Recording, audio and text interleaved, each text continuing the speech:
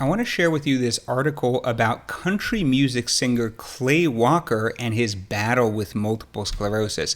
He's currently 56 years old, but he was diagnosed with MS in 1996 at age 26, so he's had MS for about 30 years, and recently he reports that his symptoms have gotten worse, and he's decided to undergo a surgical procedure to have a baclofen pump installed to treat some of his symptoms of muscle spasms.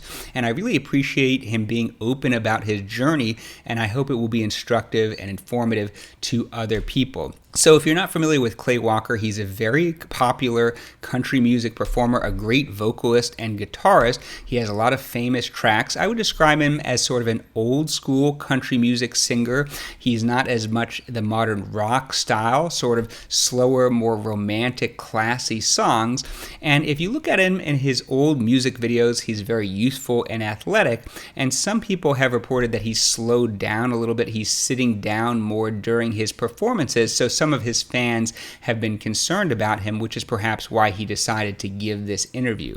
Now, he reports in other articles and interviews that he was diagnosed in 1996 after he was playing a basketball game with some of his bandmates, and he became imbalanced, started falling down, and then he had double vision and numbness in parts of his body, and then had MRI scans which were consistent with multiple sclerosis. This constellation of symptoms could be consistent with having a lesion in the brainstem. He was originally diagnosed by a neurosurgeon, which is quite unusual. Usually, neurologists would diagnose people with MS.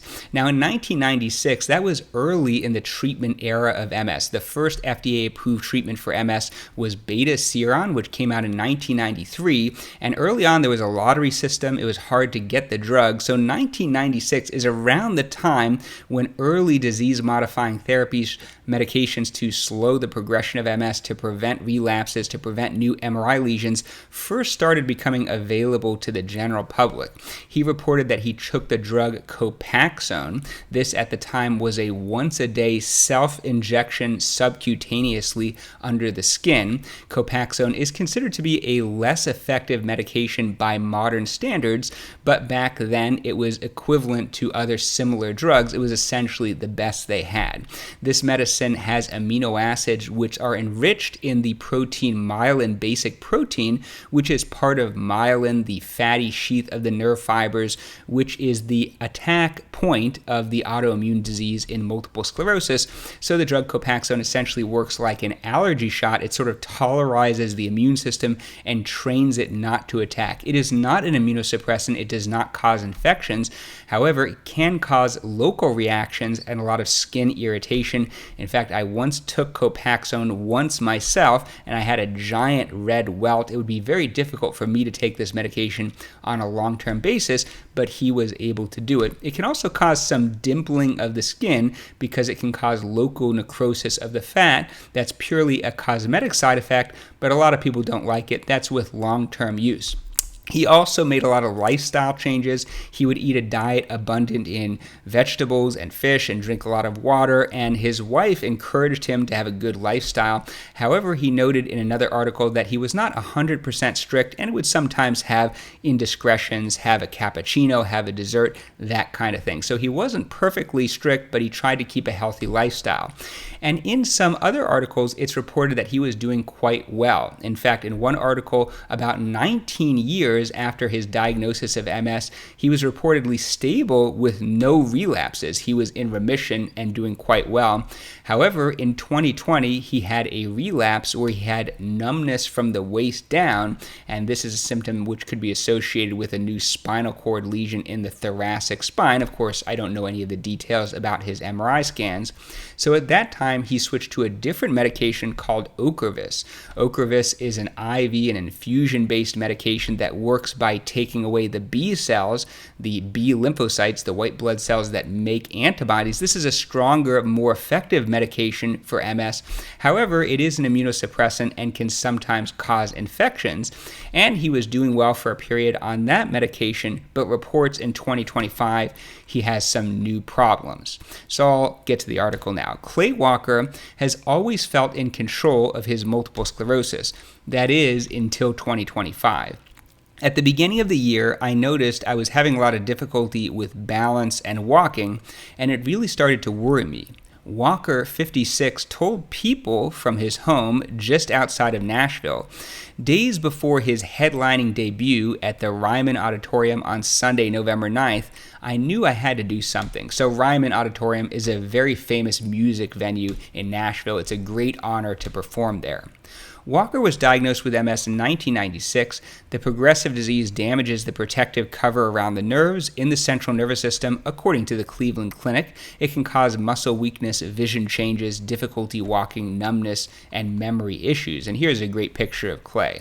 Amid recurring flare-ups, the legendary country music star decided to undergo surgery in March 2025 to implant a baclofen pump. So baclofen is a medication used to treat muscle stiffness and muscle spasms, and it's a common medication taken by pill in people with multiple sclerosis. A typical dose would be 10 milligrams 3 times a day, though the medication can be sedating and cause side effects, so some people can only take it at night. And it helps with muscle spasms and muscle stiffness. Now, you can't take very high doses of baclofen because they can cause you to be too sedated and also make the muscles too weak. So the idea of this baclofen pump is you have surgery and now the pump can give you the medication directly into the cerebrospinal fluid, so it gets right into the motor neurons, so it can have a profound effect on reducing spasticity without too much of a systemic toxicity. And for some people, this works extremely well.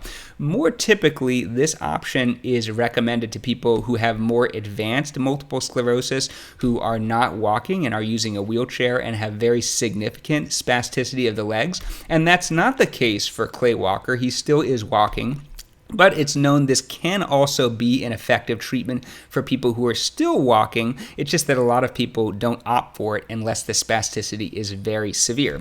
Some people, the muscle spasticity, the stiffness, is sort of out of proportion to the weakness. So that could be his situation, and it becomes difficult to move around if the muscles are very stiff. The device delivers the anti-spasticity medication baclofen directly into the spinal fluid to help relax muscles and ease spasticity. The surgery gave me a lot of hope, Walker says, but so far, it's not great. It hasn't done what I wanted it to. Balance has been an issue lately. And while doctors have told Walker that continued physical therapy will help dial it in properly, the spasticity remains a problem. Am I walking perfect? No. Am I walking better? Absolutely. I got on a treadmill the other day without a harness holding me up to keep me from falling, and I walked 5 minutes. That is progress. So it sounds like the baclofen pump helped him somewhat, but it wasn't perfect. Perhaps he expected a little bit more. It's the type of progress that used to seem far away. When I was first diagnosed with multiple sclerosis in 1996, the prognosis was horrific, recalls Walker. I was told that I wouldn't be around very long and that I'd be in a wheelchair and that I would be dead pretty quickly because of the amount of lesions that I had on my spinal cord, brainstem, and brain. Now, it's very concerning to me to read this, and he does say in some other interviews that he was told he would be in a wheelchair in 4 years and that he would be dead in 8 years. And I can tell you that regardless of his MRI findings, it is simply impossible to predict that. And in general, it's relatively unlikely for a young person with relapsing MS, which he clearly had, to actually be in a wheelchair permanently 4 years after the diagnosis. He would only be 30 years old. And modern studies suggest that there's sort of a more and more favorable prognosis of MS over time. But even back then, I can assure you that that was definitely not the case, and there was no medical or scientific basis to give him such a poor prognosis. It was simply completely inappropriate. I'm not exactly sure why his doctor told him that, but I can assure you it was based on nothing. But Walker fought with all he had. Next year will mark his 30th year living with the disease. We turned everything upside down, says Walker. We already won the battle, We've got to celebrate. Nevertheless, the chart-topping singer-songwriter admits that he is definitely going through a rough patch right now. Noticeable changes in his mobility have brought a wave of concern from Walker's faithful legion of fans, some of whom have been with him since the days of his hit country singles such as If I Could Make a Living and She Won't Be Lonely Long.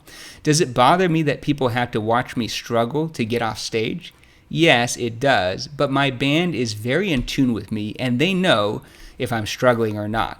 All it takes is a glance. They are always there, especially my bass player, Kurt Walsh. I'm like, dude, if you see me falling, fall in front of me so I don't get hurt. So it's great that he clearly has a supportive community around him.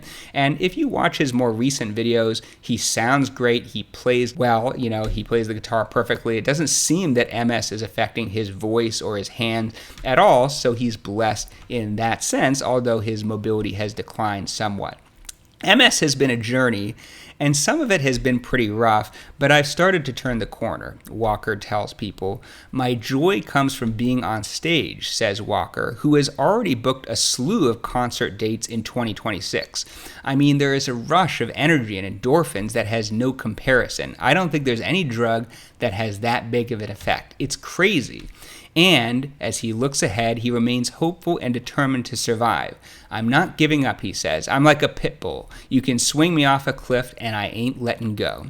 So many people have different crosses they have to carry or bear, and this is mine. And so I give him a ton of credit, despite having these problems, to stay active, to keep doing what he loves, and to try to find solutions to every problem and keep moving forward.